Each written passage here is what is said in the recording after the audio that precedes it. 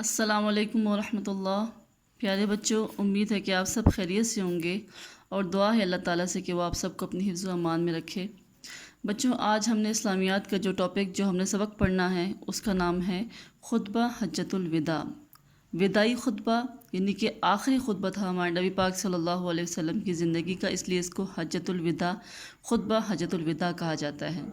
تو اس سبق کو پڑھنے سے پہلے میں اس کے پس منظر کے بارے میں آپ کو کچھ بتانا چاہوں گی کہ فتح مکہ کے بعد آپ نے خانہ کعبہ کو تمام بتوں سے پاک کر دیا تھا، لیکن آپ صلی اللہ علیہ وسلم نے ابھی تک حج نہیں کیا تھا۔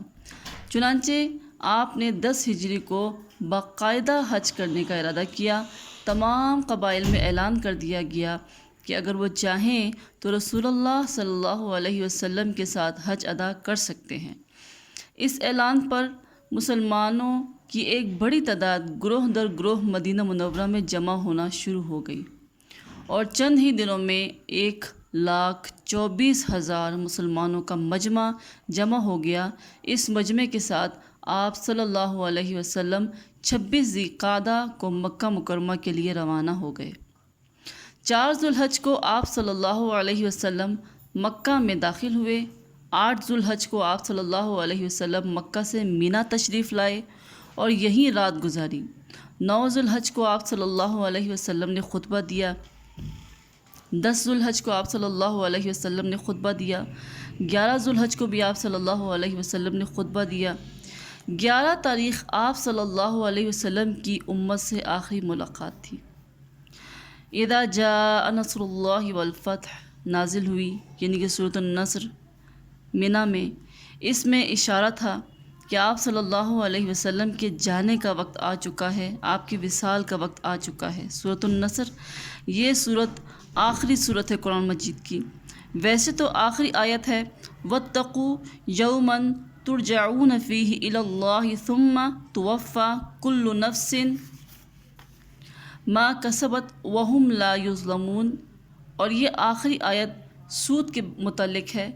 سورۃ النصر میں آپ کے وصال کی طرف اشارہ تھا، تو آپ صلی اللہ علیہ وسلم نے اسی وقت اپنی اونٹنی کو تیار کرنے کا حکم دیا، پیدل جا کے پتھر مارے اور آخری شیطان کے پاس اونٹنی پر تشریف فرما ہوئے۔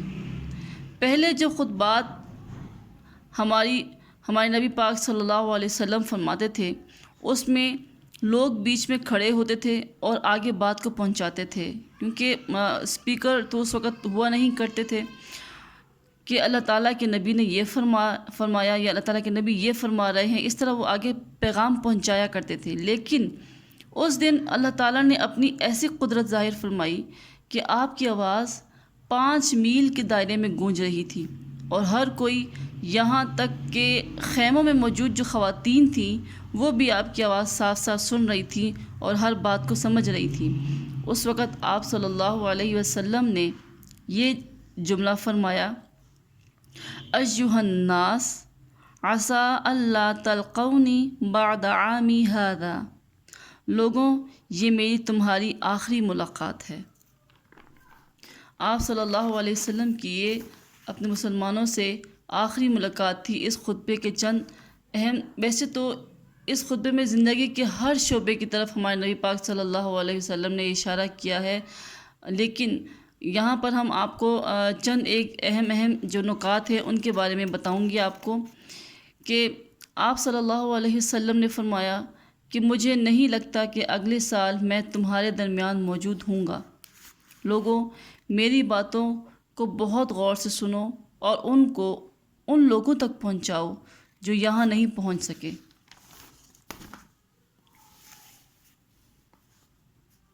اے لوگوں، جس طرح آج کا دن یہ جگہ حرمت والے ہیں، اسی طرح دوسرے مسلمانوں کی زندگی، عزت اور مال حرمت والی ہے۔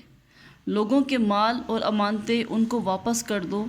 یاد رکھو کہ تم نے بھی اللہ تعالیٰ سے ملنا ہے اور اللہ تم سے تمہارے اعمال کے بارے میں سوال کرے گا۔ اللہ نے سود کو ختم کر دیا ہے، اس کو آج سے تم بھی ختم کر دو، اور تمام دور جاہلیت کے سود کو معاف کر دو، ختم کر دو۔ تم عورتوں پر حق رکھتے ہو اور وہ تم پر حق رکھتی ہیں۔ اگر وہ اپنی ساری ذمہ داریاں پوری کر رہی ہیں تو ان کے حقوق کا خیال رکھو۔ عورتوں کے بارے میں نرمی کا رویہ قائم رکھو۔ صرف اللہ کی عبادت کرو، 5 نمازیں پوری کرو، زکوٰۃ ادا کرو، رمضان کے روزے رکھو، اور اگر استطاعت ہو تو حج کرو۔ ہر مسلمان دوسرے مسلمان کا بھائی ہے۔ تم سب اللہ تعالیٰ کی نظر میں برابر ہو۔ برتری صرف اور صرف تقوی کی وجہ سے ہے۔ پیارے بچوں، امید ہے کہ آپ کو اس سبق کی سمجھ آئی ہوگی۔ اب جب ریڈنگ کریں گے تو آپ کو اچھے سے سمجھ آئے گی اس کی۔